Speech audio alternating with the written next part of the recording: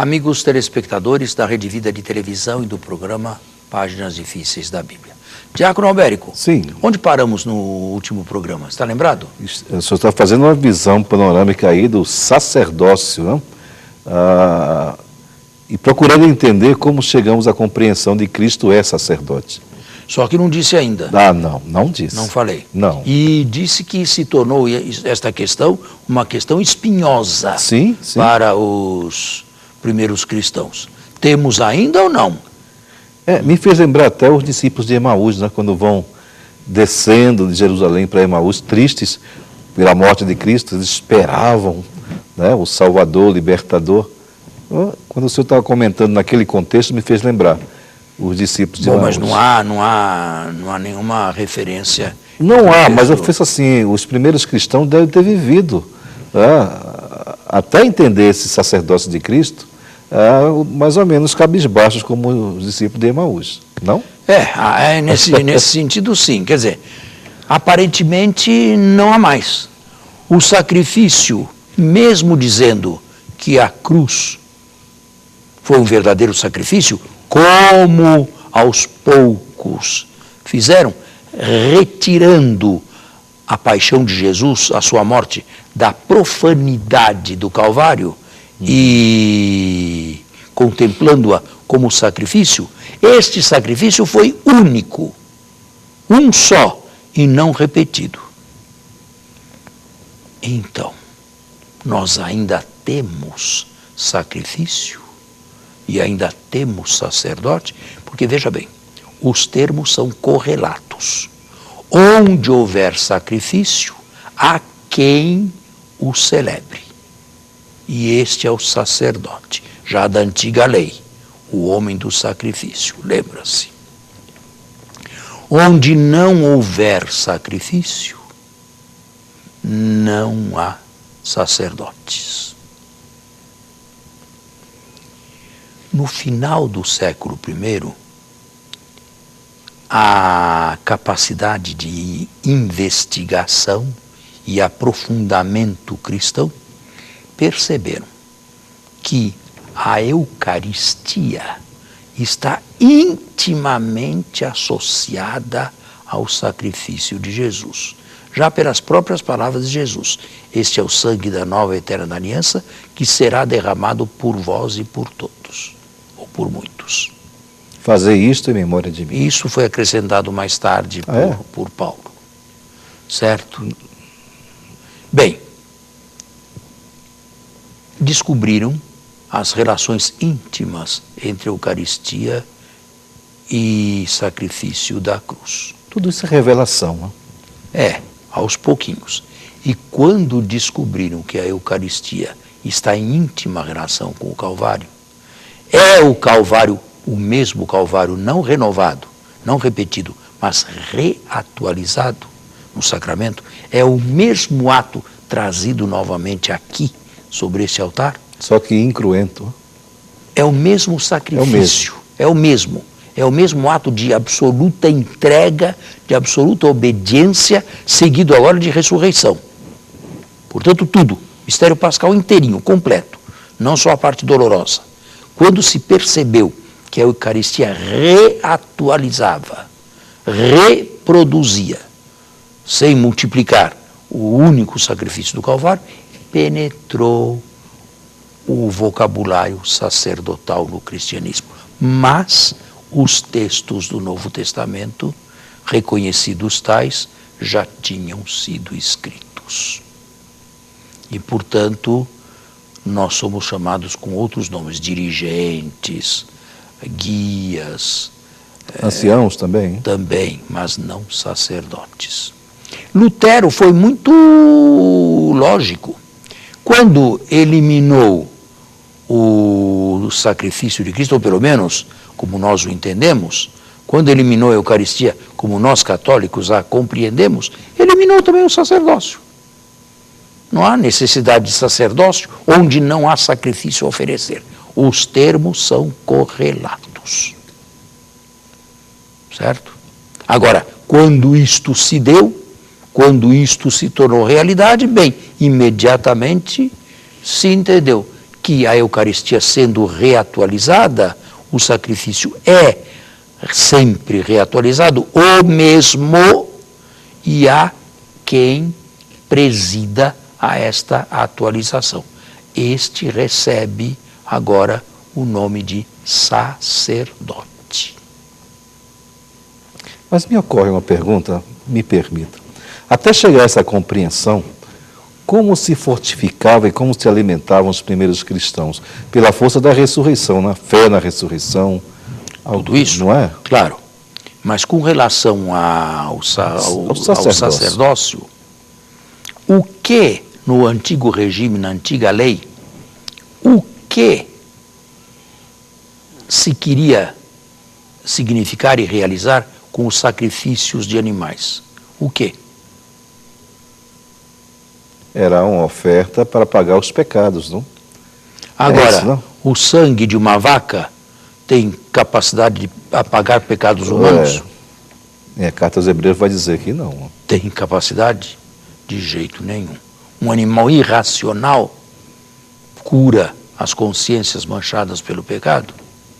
Agora, o que se tentava lá, no esquema ritualista ou cultual, se encontra aqui, no esquema existencial. Jesus morreu abandonado e crucificado, mas aquele pobre crucificado abandonado subiu imediatamente ao trono de Deus e está sentado à sua direita. Portanto, o que se tentava lá em vão realizar, aqui, com a morte seguida de ressurreição, se realizou plenamente. Ele entra no santuário. Ele entra no verdadeiro santuário, que é a presença do Deus onipotente, e está sentado à sua direita. E compartilha os poderes do primeiro Senhor, chamando-se o segundo Senhor. Esse autor aqui já tinha essa compreensão quando escreve. Certamente, certamente. Bom, exatamente como era e como se deu, eu não posso dizer nada, mas pelo escrito se vê que ele tinha esta intuição. Entende agora por que nós temos, como nós temos sacerdote, e quem é o primeiro sacerdote? O primeiro sacerdote foi Jesus, que se ofereceu. E o sacrifício daqueles lá não era aceito por Deus. O autor da carta é claro nisto. Não era aceito, porque um bode imolado não sobe a Deus e não resolve nada aqui. Não apaga pecado de ninguém. Mas o que lá se tentava em vão realizar, no esquema ritual, aqui, no esquema existencial, se realizou plenamente. O crucificado, depois de viver a maior solidariedade com os piores homens e os piores pecadores, subiu e está sentado à direita de Deus. É algo que a nossa vã compreensão não alcança de maneira alguma. Né? Lá, no esquema ritualista, se tinha mais ou menos uma concepção piramidal. Na base estão todas as nações. No primeiro degrau, apenas Israel, o único povo escolhido por Deus. No segundo degrau, uma única tribo, Levi.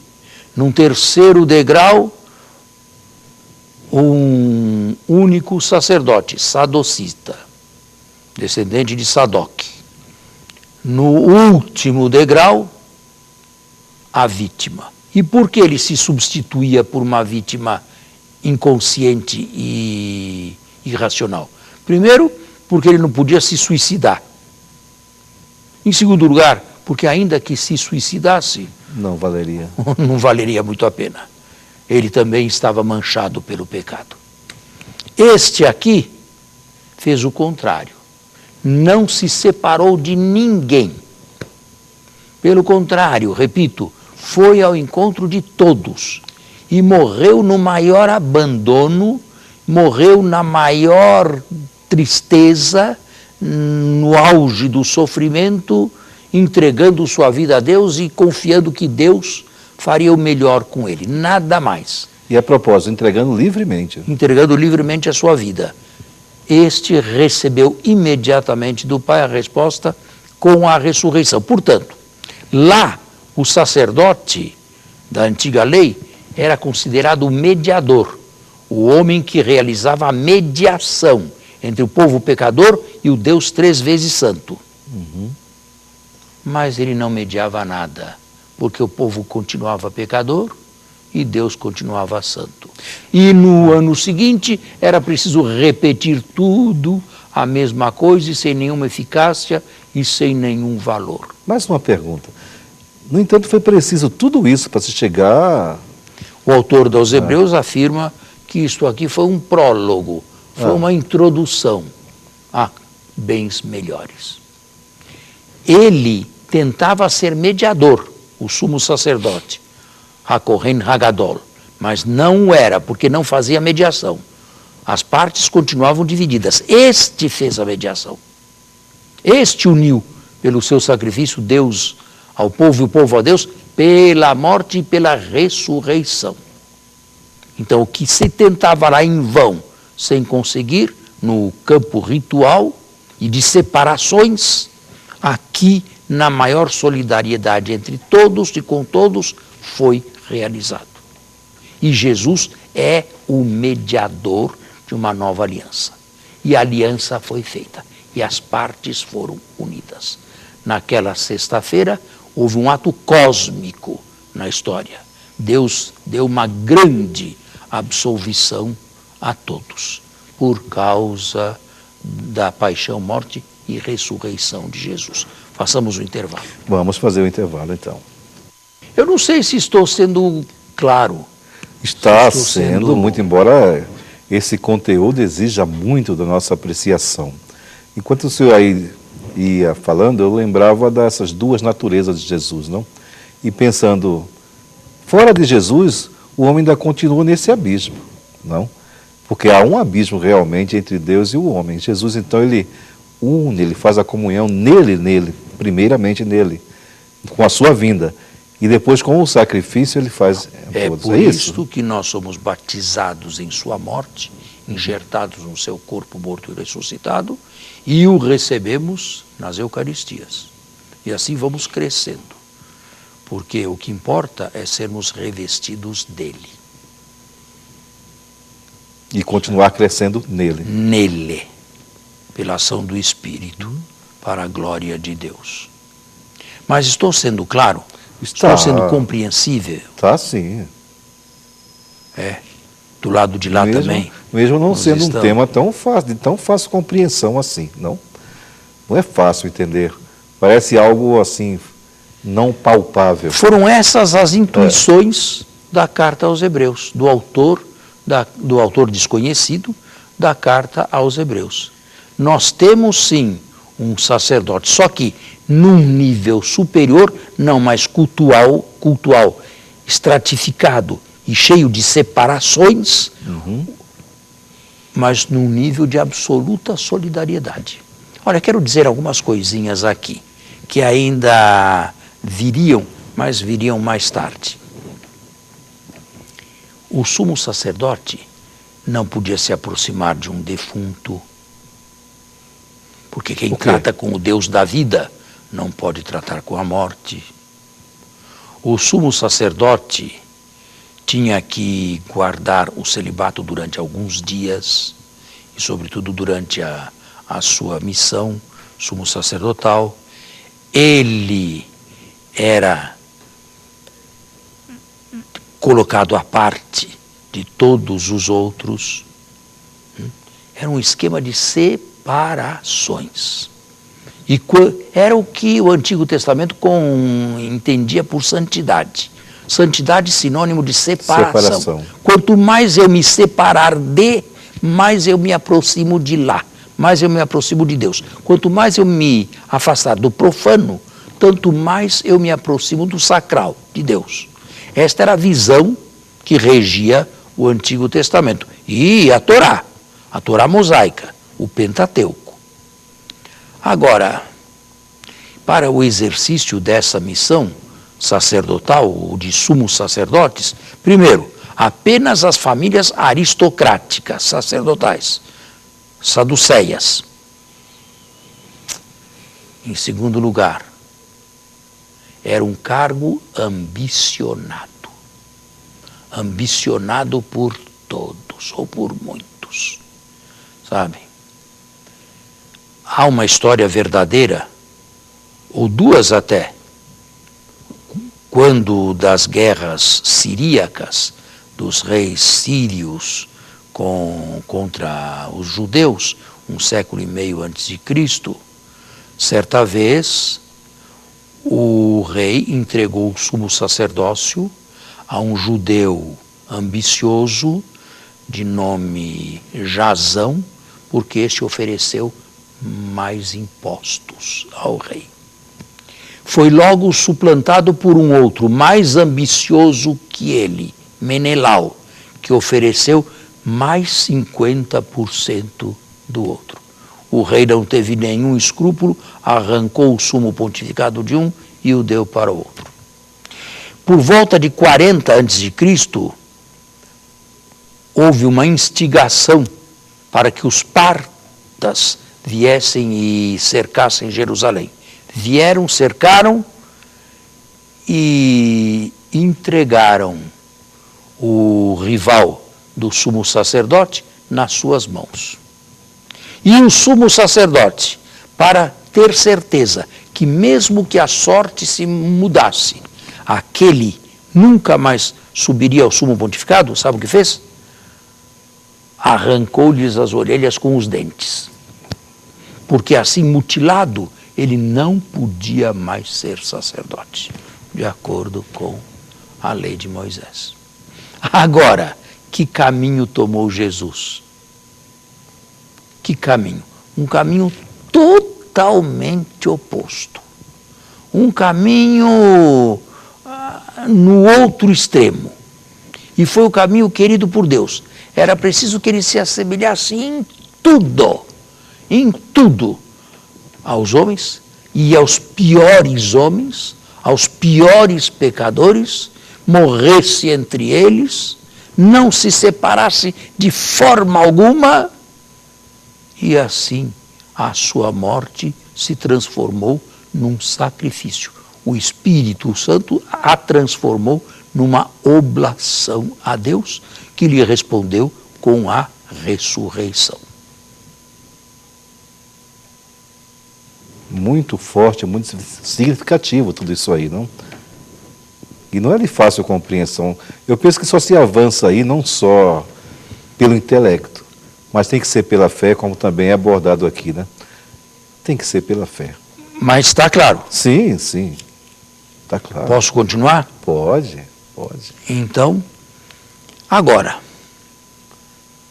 o nosso autor, desconhecido, anônimo, faz desta carta aqui uma teologia do sacerdócio de Cristo. Depois de uma introdução, que são os 4 primeiros capítulos, onde existem os 4 primeiros versículos, que são de alta cristologia. E ele começa de forma direta, ele não faz aquela saudação como faria Paulo. Isto aqui não é propriamente uma carta, é uma homilia. Ela só recebeu a nomenclatura de carta e o estilo epistolar no final. No início, ela deveria ser uma homilia, mais tarde transformada em carta. Certo. Leia os 4 primeiros versículos do primeiro capítulo. Vamos lá. Muitas vezes e de modos diversos falou Deus, outrora aos pais pelos profetas, agora, nestes dias que são os últimos, falou-nos por meio do Filho, a quem constituiu herdeiro de todas as coisas. Cristologia alta, é? Muito, muito bem elaborado. E pelo qual fez os séculos. É ele o resplendor de sua glória. Cristologia alta, não baixa, não é um profeta simples, é o resplendor da sua glória. E a expressão de sua substância. Sustenta o universo com o poder de sua palavra. E depois de ter realizado a purificação dos pecados, sentou-se nas alturas à direita da O majestade. que já falei. Tão superior aos anjos, quanto o nome que herdou excede o deles. Bem, e agora no resto do capítulo 1, ele vai falar na superioridade de Jesus com relação aos anjos. Vai lendo devagar. De fato, a qual dos anjos disse Deus: Tu és o meu filho, eu hoje te gerei? O Salmo 2, versículo 7. Ou ainda, eu lhe serei pai e ele me será filho? E ao introduzir o São primogênito... todos textos do Antigo Testamento, mas não para pessoas comuns. E ao introduzir o primogênito no mundo, diz novamente: adorem-no todos os anjos de Deus. A respeito dos anjos, porém, ele declara: torna em ventos os seus anjos e em chama de fogo os seus ministros. Ao filho, porém, diz: o teu trono, ó Deus, é para os séculos dos séculos. O cetro da retidão é o cetro de sua realeza. E amastes a justiça e odiastes a iniquidade. Por isso, ó Deus, te ungiu o teu Deus com o óleo da alegria, como a nenhum dos teus companheiros.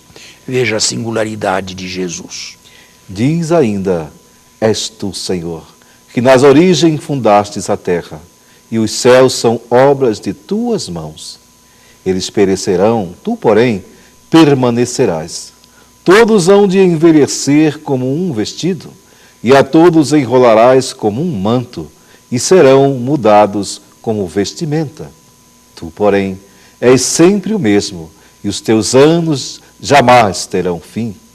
A qual dos anjos disse ele? Jamais. Senta-te à minha direita, até que reduza teus inimigos a escabelo dos teus pés? Porventura, não são todos eles espíritos servidores, enviados ao serviço dos que devem herdar a salvação? Aí está. O Cristo é, através de uma exegese um tanto rabínica, não muito seguidora da nossa lógica, mas a nossa lógica não é a única que existe também, ele mostra o Filho superior aos anjos. Ele quer chegar a uma meta.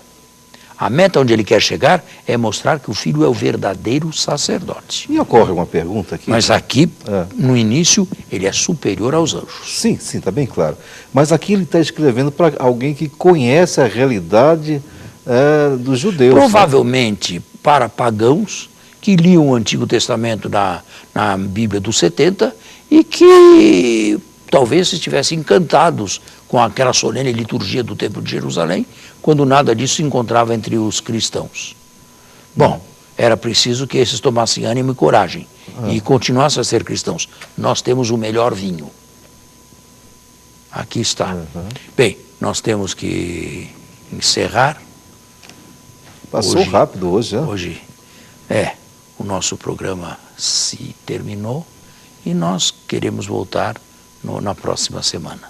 Eu quero deixar aqui para você, meu caro telespectador, meu irmão, minha irmã, essa motivação, que você mergulhe bem mesmo nessas páginas difíceis do livro de a Carta aos Hebreus e que possa fazer também a sua reflexão. E para que possamos então avançar no entendimento, no conhecimento desse Jesus Cristo, que é o nosso Senhor e Salvador. Até o próximo sábado, com a bênção e a graça de Deus.